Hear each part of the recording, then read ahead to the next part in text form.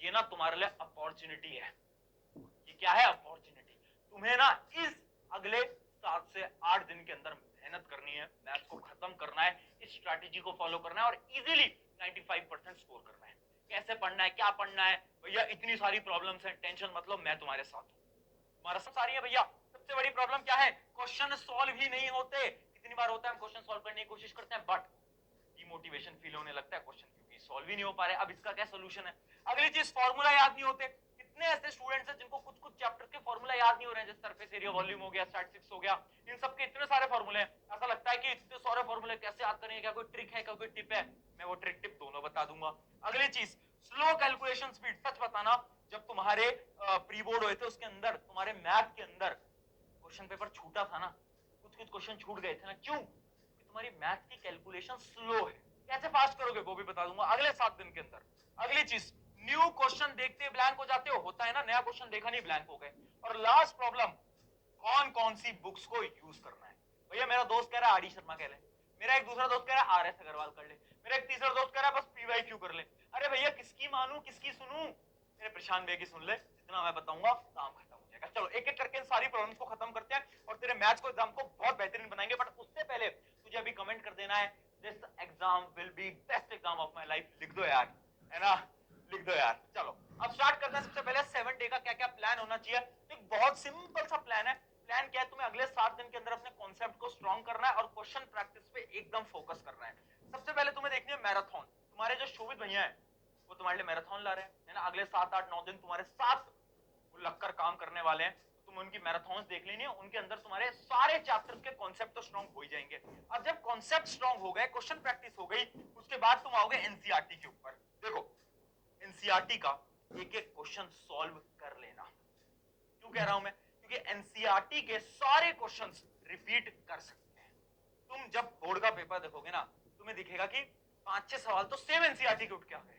तो एनसीईआरटी तो सॉल्व कर ही लेना हर एक चैप्टर की। उसके अलावा तुम्हें क्या करना है?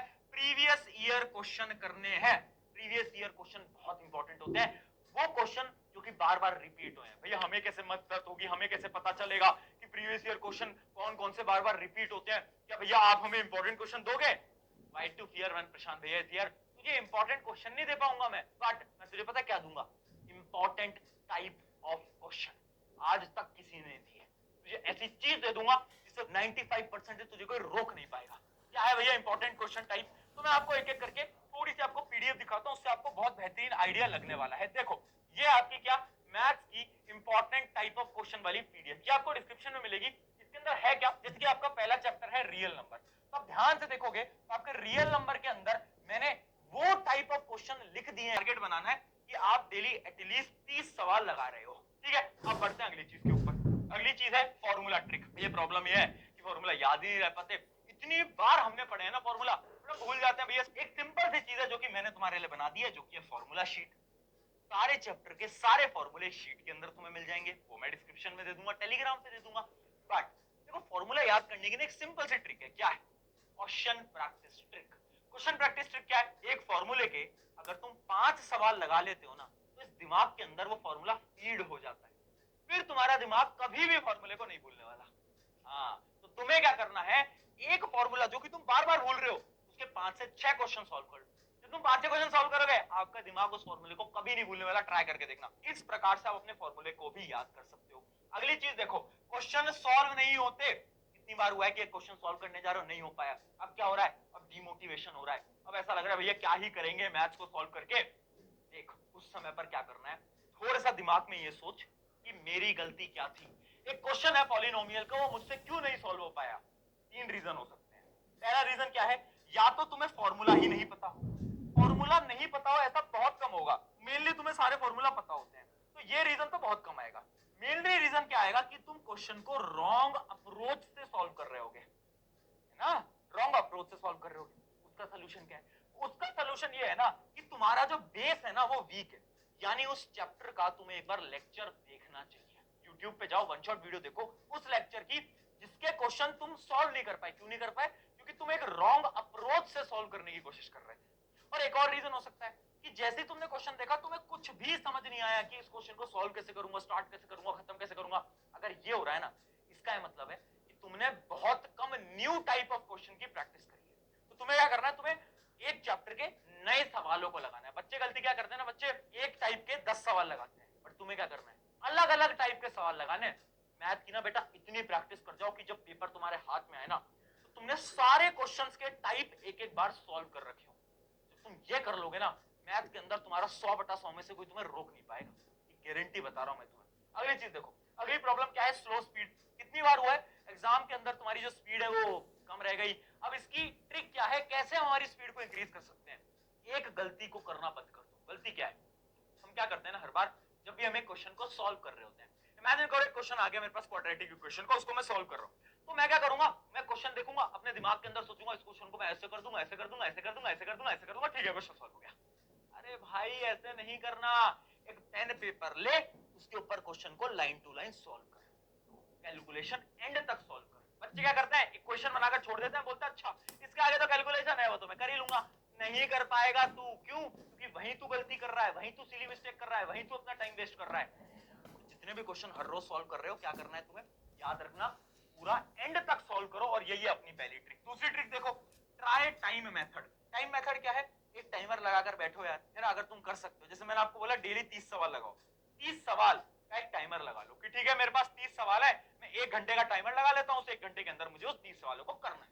तो ऐसी आप प्रैक्टिस कर सकते हो। उसके अलावा मैं एक और ट्रिक बताऊंगा, एमसीक्यूज की प्रैक्टिस करना स्टार्ट करो। क्या करते हो, एमसीक्यूज की प्रैक्टिस करना, क्योंकि एमसीक्यू कभी कभार थोड़े थोड़े ट्रिकी आ जाते हैं, तो आप उनकी प्रैक्टिस जितनी कर पाओगे उतने ज्यादा आपका टाइम एग्जाम के अंदर बच रहा होगा।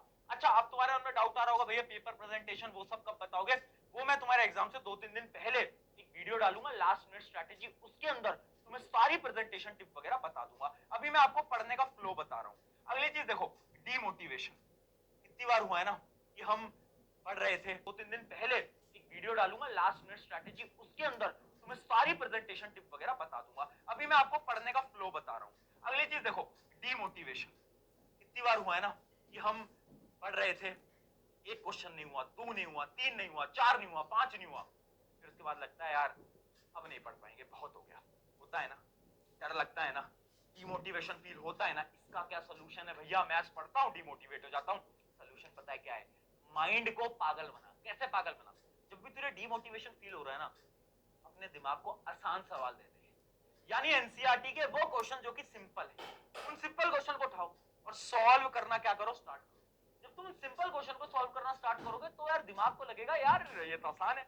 और जब कोई चीज आसान होती है ना, तो तुम्हारे दिमाग को उसमें इंटरेस्ट आ रहा होता है। तो ऐसे तुमने इंटरेस्ट को बिल्ड करा, इंटरेस्ट को बिल्ड करा, 2-3 सवाल आसान लगाए, उसके बाद टफ क्वेश्चंस पे पढ़ो। तो जब भी डिमोटिवेशन फील हो, आसान क्वेश्चन करो, उसके बाद टफ क्वेश्चन करना। इस बात को हमेशा याद करना, ये ट्रिक बहुत ज्यादा इंपॉर्टेंट रहने वाली है। अब आपके लिए आ जाती है आपकी फाइनल इंपॉर्टेंट टाइम। जितना दोगे जितनी ज्यादा प्रैक्टिस लगाओगे, नंबर बढ़ते जाएंगे। इन 7 दिन में लग जाओ यार, चीजों को साइड कर दो, चीजों को साइड करना पड़ेगा। डिस्ट्रैक्शन आएंगे, तुम्हारे दोस्त बोलेंगे अरे भाई इतने दिन है, इतने दिन में पढ़ाई तो कौन ही करता है, थोड़ा चिल कर लेते हैं, 2 दिन ये कर लेते हैं, वो कर लेते हैं, कहीं घूमने चले जाते हैं 2-3 दिन। दोस्त मत करना, ये 10वीं का एग्जाम वापस नहीं आता, बाद में रिग्रेट बन के रह जाएगा कि काश उन 7 दिन में पढ़ लेता। मैं तुझे आज बोल रहा हूं, जब तेरा एग्जाम होगा उससे 2 दिन पहले ना, बहुत सारे बच्चे यही सोचेंगे काश 7 दिन में पढ़ लेता यार। तू वो गलती मत करना। अगली चीज, पैटर्न रट लो। अगर तुम वो बच्चे हो जिसको कुछ नहीं आता मैथ्स के अंदर, तुम्हें एक टेक्निक बताता हूं, ये सिर्फ उनके लिए जिनको कुछ समझ नहीं आता मैथ्स के अंदर। तुम ना डिफरेंट डिफरेंट टाइप के क्वेश्चन को सॉल्व करो, और क्वेश्चन कैसे सॉल्व होता है उस पैटर्न को रट लो। जैसे कि इमेजिन करो एक क्वेश्चन है सरफेस एरिया वॉल्यूम का, कि वॉल्यूम कैसे निकालते हैं, तो तुम क्या करो, तुम फॉर्मूला रट लो, और उसके बाद क्वेश्चन कैसे सॉल्व करना होता है वो एक पैटर्न ही रट लो। ये सिर्फ उनके लिए जिनको मैथ कुछ समझ नहीं आती, पैटर्न रट लो। ये लास्ट ऑप्शन होता है ना, उनके लिए जिनको बिल्कुल कुछ नहीं आता। तो ये भी एक टेक्निक है जो कि आप फॉलो कर सकते हो। अगली चीज, एनसीईआरटी पीवाईक्यू सैंपल पेपर, सबसे इंपॉर्टेंट एनसीईआरटी, बार बार क्वेश्चन दिखेंगे, पीवाईक्यू बता ही दिया है, शीट भी दे दी है। लास्ट चीज, PR equals to low score. देखो मैथ से तुम जितना डरोगे ना, जितना तुम मैथ से भागोगे, उतना ही कम नंबर आएंगे, ये रियलिटी है। मैथ्स के अंदर ना कॉन्फिडेंस बहुत इंपॉर्टेंट है। जब तुम एग्जाम में बैठोगे ना, तुम्हारा जो कॉन्फिडेंस है ना, वो तुम्हारे स्कोर को डिसाइड करेगा। इमेजिन करो तुम एग्जाम के अंदर बैठे हो और तुम बहुत डरे हुए हो ना, तो तुम कुछ ना कुछ सिली मिस्टेक करके आओगे 101%। बट अगर तुम कॉन्फिडेंट हो, तुम खुद से बोल के गए हो कि this exam will be best exam of my life, तो तुम्हारे मार्क्स ऑटोमेटिकली इंक्रीज हो जाएंगे। तो ये थी आपकी कुछ कुछ टिप्स। अब हम मिलते हैं